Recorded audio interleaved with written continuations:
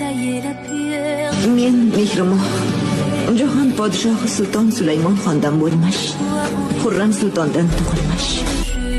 Asl zot va kuch-qudratni otasining qonidan, jur'at va aqlni onasining sutidan olgan quyosh va oyning sultoni Mehrimon.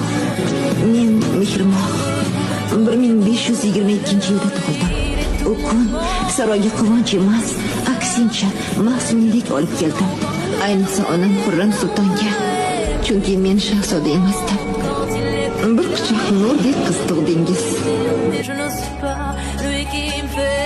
Gap shahzodalarning kelajagi haqida ketgan edi.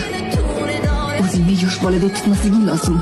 Men yerga tegasan dedimmi? Demak tegasan. Bu menga, shahzodalarga sadoqatning isboti bo'ladi.